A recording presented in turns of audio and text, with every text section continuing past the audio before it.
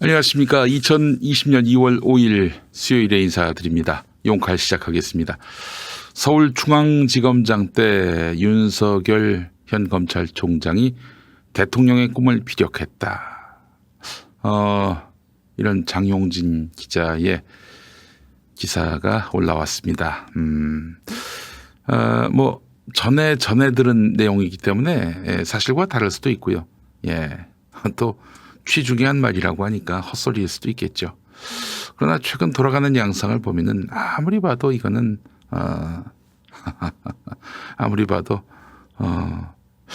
대통령 권력에 대한 강력한 의지를 감추지 못하고 있는 것 아닌가 이런 생각이 듭니다.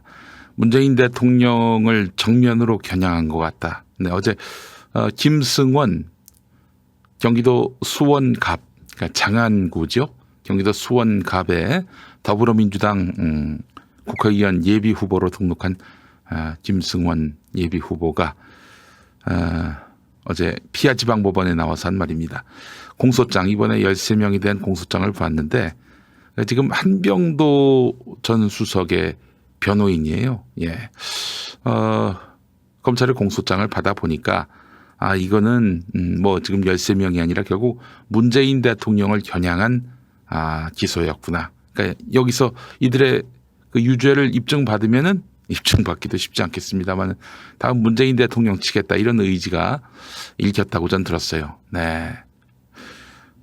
그렇다면은 이 문재인 정권을 해체를 해서 그렇게 해서 자기 야권 대권 주자로서 자리를 굳히고 그렇게 해서 자기 대통령이 되시겠다. 참 그 검찰의 그동안의 행보를 보면요.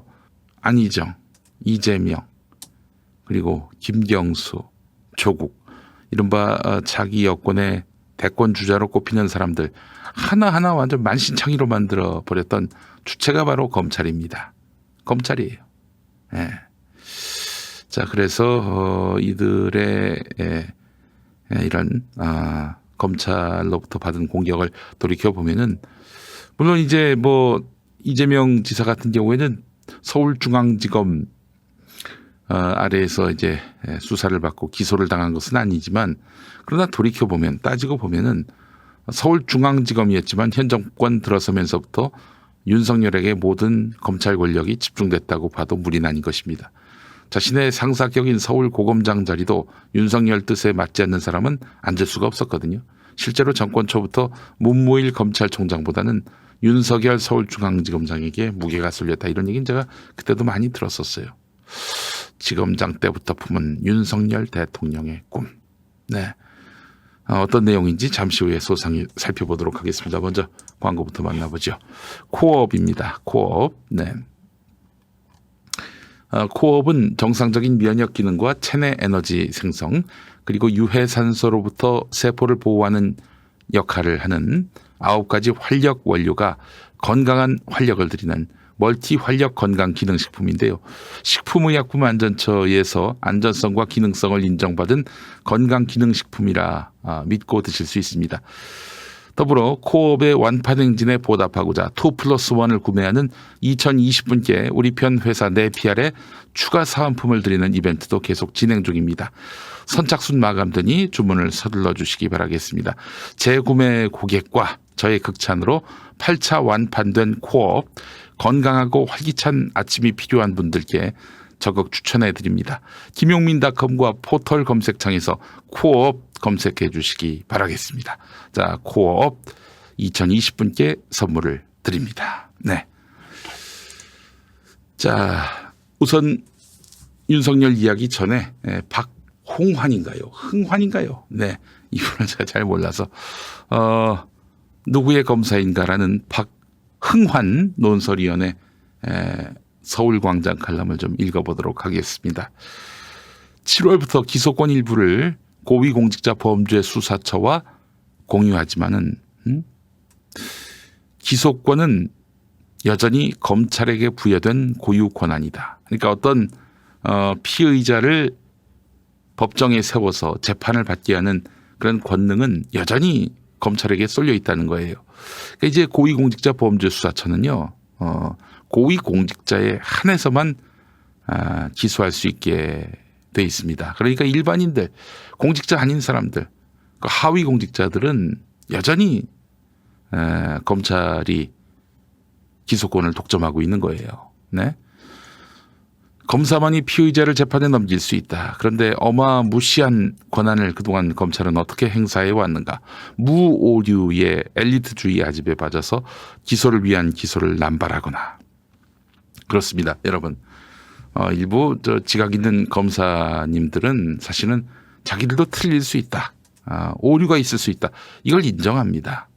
그러나 지금 거의 대부분의 검사들, 특히 정치검사들, 그리고 윤석열 검찰총장 주변에서 사단을 형성하고 있는 사람들 보면은 무오류의 엘리트주의에 빠져 있습니다. 이 사람들은 지들이 범법을 저질러도 내가 무슨 오류가 있냐 이렇게 생각하고 있어요. 여러분 그게 좀 이상하지 않아요? 통상 이제 나쁜 짓 할 때는 사람들이 그 죄책감, 염치 이런 것들이 있어가지고 아이고 내가 지금 잘못하고 있지.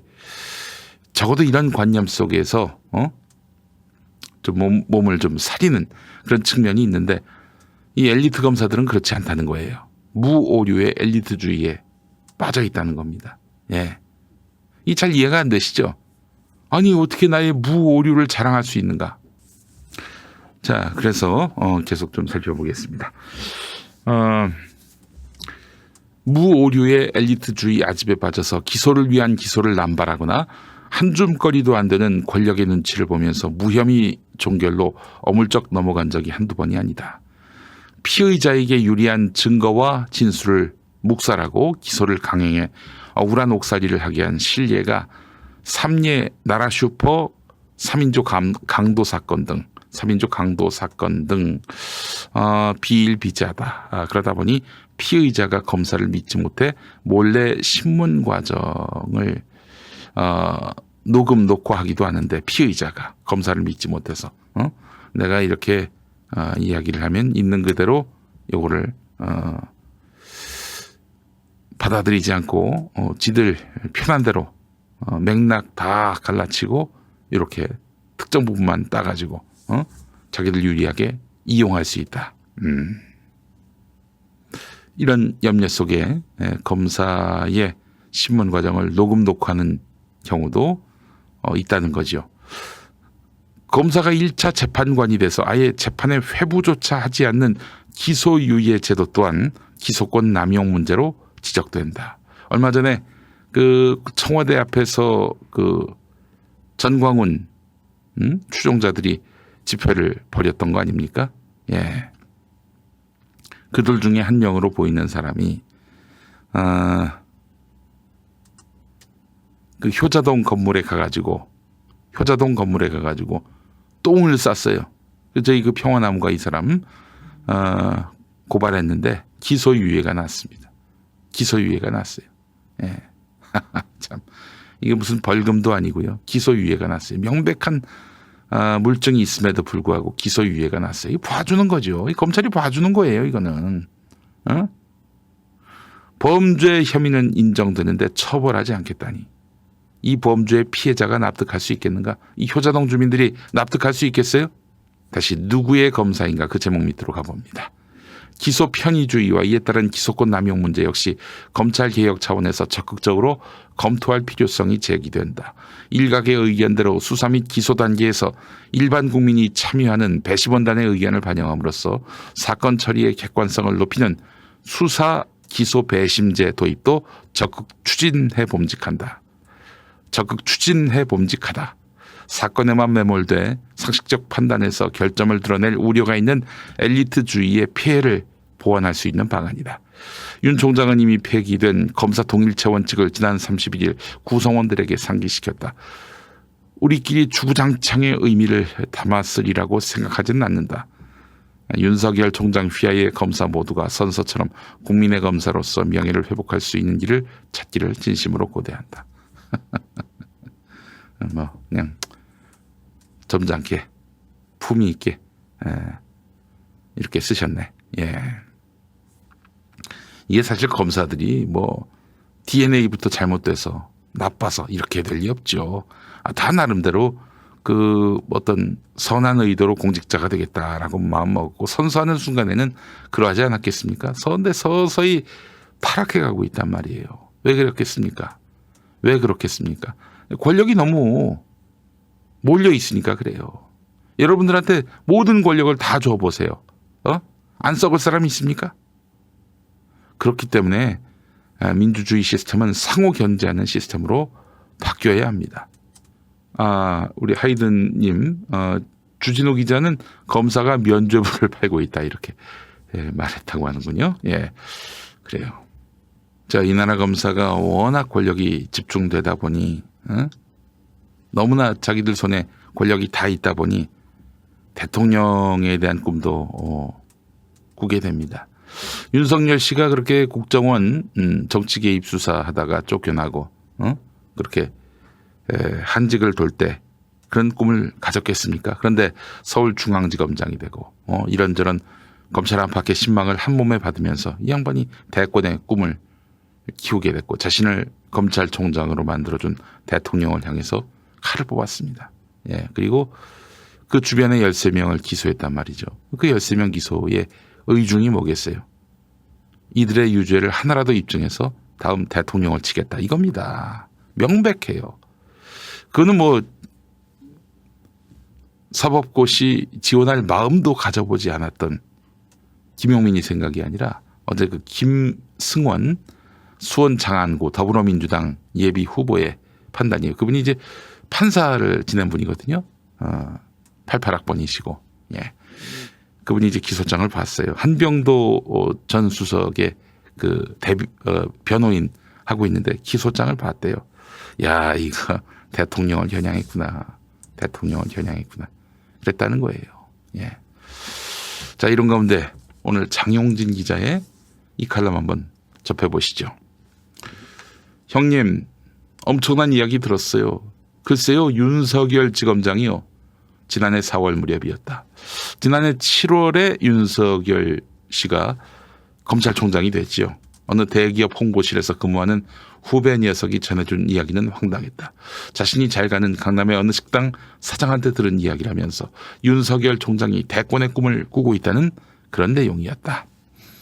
윤석열 당시 서울중앙지검장이 후배 여러 명을 끌고 식당을 찾았는데 얼큰하게 취해서는 흉중에 마음속에 큰 포부를 일행들에게 공표했다는 것이다. 그런데 목소리가 적잖게 커서 방 밖으로까지 들리고도 남았고 그걸 식당 주인하고 종업원들이 모두 들었다는 것이다. 윤 총장이 정말 대권을 꿈꾸고 있다면 오가는 사람 천지인 그런 곳에서 남들이 다 듣도록 떠들고 다녔겠냐 라면서 말 같지 않은 소리는 하지 말라고 무안을 주었다. 당시 기자의 말에 충격을 받았는지 후배 녀석은 연락을 끊어버렸고 한동안 전화조차 없었다. 예. 이따만 해도 장용진 기자도 윤석열 총장의 진심을 믿었던 것 같기도 한데 또 그런 것만도 아닌 것 같아요. 장용진 기자 얘기는 2013년이죠.